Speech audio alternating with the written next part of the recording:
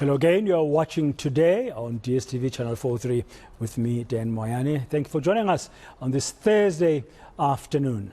Now, other stories that we're checking out for you is, of course, what's happening on the roads, because traffic officials across the country are keeping a close eye on busy roads as the festive season peaks. We understand more than 40 people have died on the road since the 1st of December, just in the Eastern Cape province.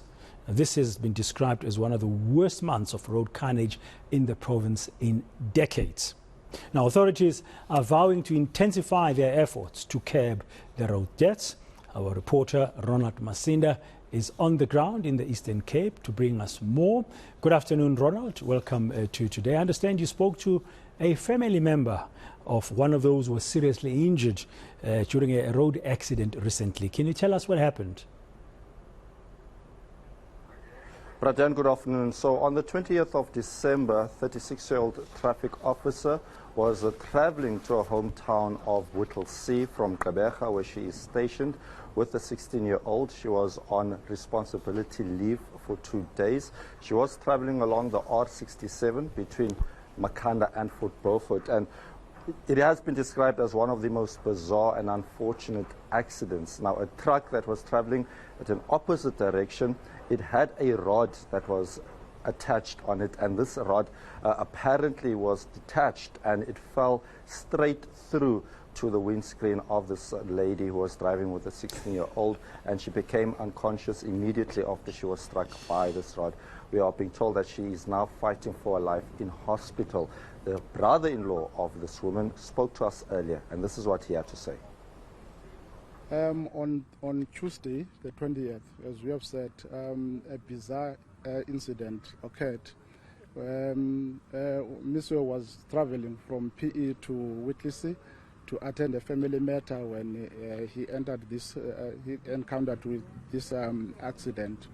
The information we got as a family is that an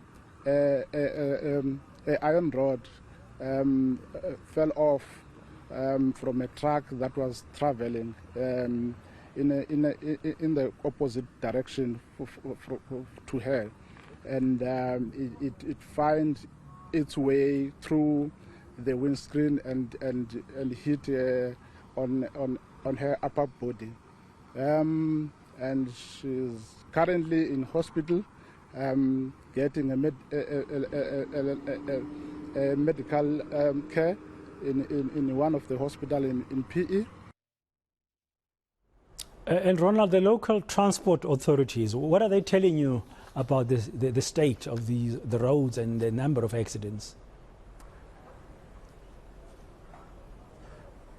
So according to transport authorities here in the province, they are expecting that number of 40 deaths to rise quite sharply. They do not want to release more numbers or update the public, as they don't want to create anxiety for road users and motorists. But one of the biggest concerns with regards to some of the road deaths that have taken place are pedestrians walking on freeways and then being knocked by vehicles. And this is cause for concern, because at many stages pedestrians can make use of different bridges.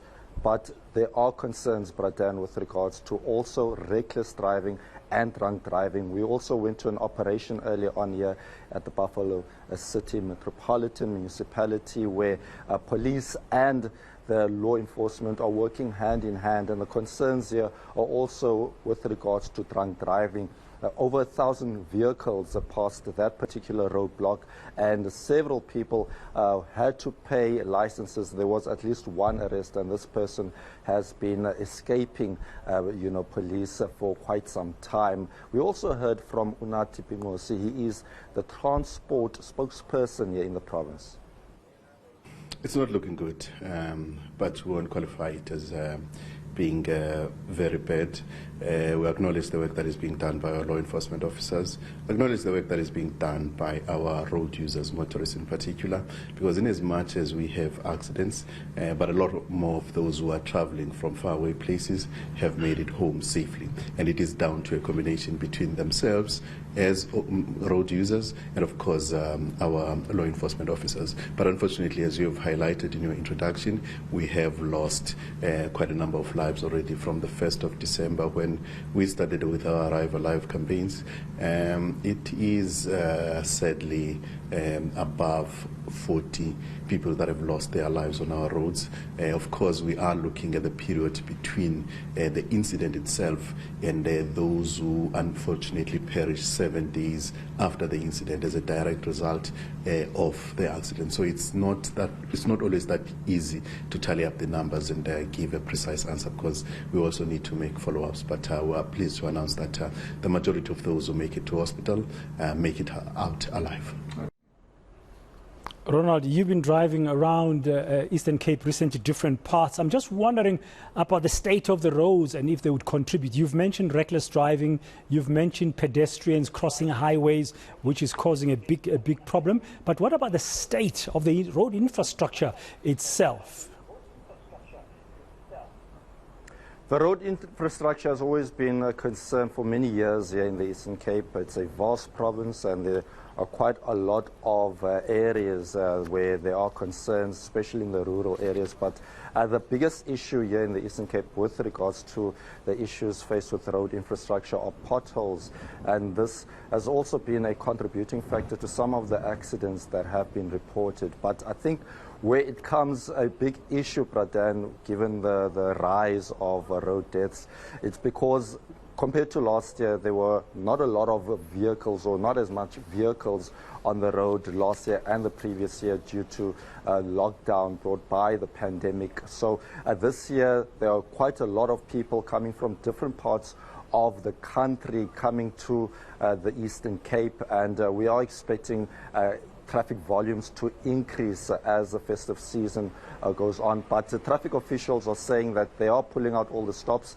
Millions has also been allocated during this financial year to fix some of the potholes. But for this stage, they are working in collaboration with the police. We've seen even at the beaches, where at Eastern Beach, one of the most popular beaches, many people who have been seen consuming alcohol. That alcohol has been confiscated, and in the past, some of these beaches, people got away with this. So this is a clear indication as to also how seriously law enforcement is taking matters here in the Eastern Cape. They feel that people must have a safe festive season, but also travel safely on the roads, which is very important.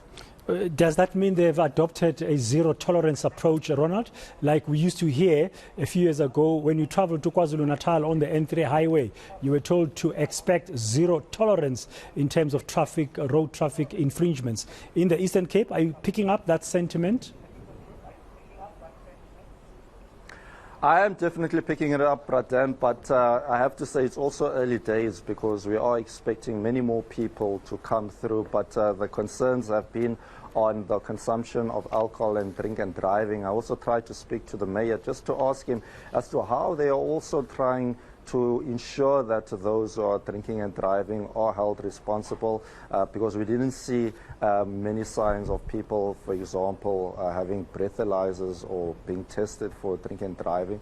So I think as time goes on, we might see more of that, but we're also seeing quite a lot of searches taking place at these roadblocks, because there are also concerns of criminality, people carrying weapons or drugs when they drive. So there are quite a lot of other things that these sort of roadblocks are designed for. We also know that in a recent roadblock, we also had the Department for Labour here in the province, and they were essentially looking into whether or not truck drivers were, doing things according to the law. We know that there have been issues around truck accidents as well here in the province. So in terms of your question, Pradhan, we can clearly see that there are signs where, the law has been taken very seriously by those who are trying to implement it. But the concern is, as this festive season unfolds, we could see a rise in not only road fatalities, but people not abiding by the law.